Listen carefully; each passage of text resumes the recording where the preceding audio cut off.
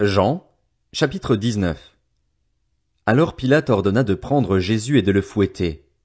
Les soldats tressèrent une couronne d'épines qu'ils posèrent sur sa tête et lui mirent un manteau de couleur pourpre.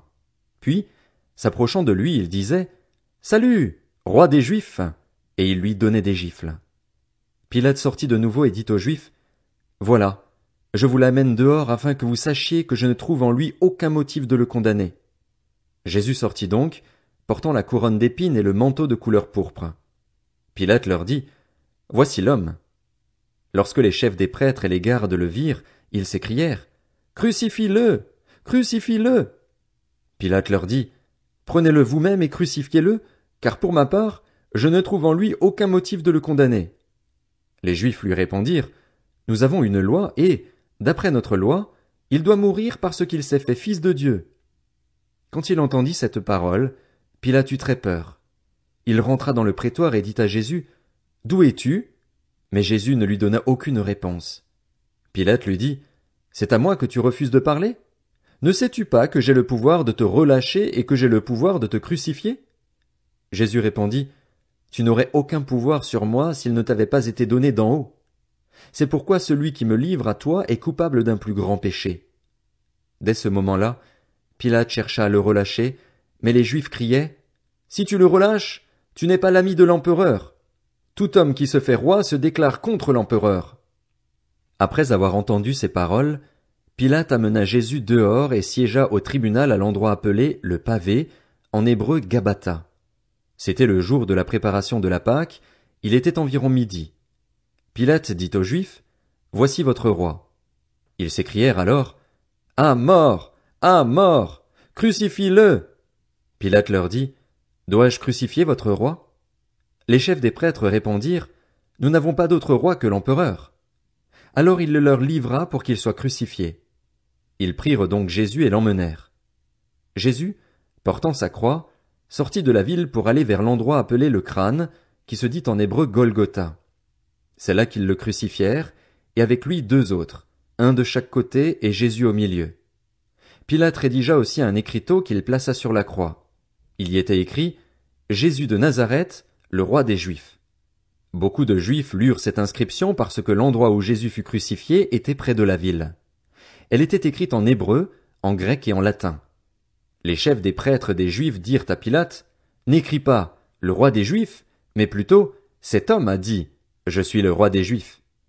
Pilate répondit, « Ce que j'ai écrit, je l'ai écrit. » Après avoir crucifié Jésus, les soldats prirent ses vêtements et en firent 4 parts, une pour chaque soldat. Ils prirent aussi sa tunique, qui était sans couture, d'une seule pièce depuis le haut jusqu'en bas. Ils se dirent entre eux, « Ne la déchirons pas, mais tirons au sort pour savoir à qui elle sera. » C'est ainsi que s'accomplit cette parole de l'Écriture. Ils se sont partagés mes vêtements et ils ont tiré au sort mon habit. Voilà ce que firent les soldats. Près de la croix de Jésus se tenait sa mère, la sœur de sa mère, Marie la femme de Clopas et Marie de Magdala. Jésus vit sa mère et, près d'elle, le disciple qui l'aimait. Il dit à sa mère, « Femme, voici ton fils. » Puis il dit au disciple, « Voici ta mère. » Dès ce moment-là, le disciple l'a pris chez lui.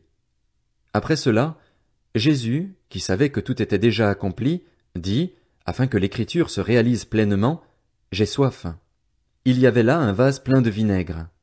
Les soldats en remplirent une éponge, la fixèrent à une branche d'hysope et l'approchèrent de sa bouche. Quand Jésus eut pris le vinaigre, il dit, « Tout est accompli. » Puis il baissa la tête et rendit l'esprit. C'était la préparation de la Pâque et ce sabbat allait être un jour solennel. Craignant que les corps ne restent en croix pendant le sabbat, les Juifs demandèrent à Pilate qu'on brise les jambes aux crucifiés et qu'on enlève les corps. Les soldats vinrent donc briser les jambes du premier, puis du second des condamnés qui avait été crucifié avec Jésus. Quand ils s'approchèrent de lui, ils virent qu'il était déjà mort. Ils ne lui brisèrent pas les jambes, mais un des soldats lui transperça le côté avec une lance et aussitôt il en sortit du sang et de l'eau. Celui qui a vu ces choses en rend témoignage et son témoignage est vrai. Il sait qu'il dit la vérité afin que vous croyiez aussi. En effet, cela est arrivé afin que ce passage de l'Écriture soit accompli. Aucun de ces os ne sera brisé. Ailleurs, l'Écriture dit encore, « Ils verront celui qu'ils ont transpercé. » Après cela, Joseph d'Arimathée, qui était disciple de Jésus, mais en secret par crainte des chefs juifs, demanda à Pilate la permission d'enlever le corps de Jésus. Pilate le lui permit. Il vint donc et enleva le corps de Jésus. Nicodème, l'homme qui auparavant était allé trouver Jésus de nuit, vint aussi. Il apportait un mélange d'environ 30 kilos de myrrhe et d'aloès. Ils prirent donc le corps de Jésus et l'enveloppèrent de bandelettes, avec les aromates, comme c'est la coutume d'ensevelir chez les Juifs. Or, il y avait un jardin à l'endroit où Jésus avait été crucifié, et dans le jardin un tombeau neuf où personne encore n'avait été mis. Ce fut là qu'ils déposèrent Jésus parce que c'était la préparation de la Pâque des Juifs et que le tombeau était proche.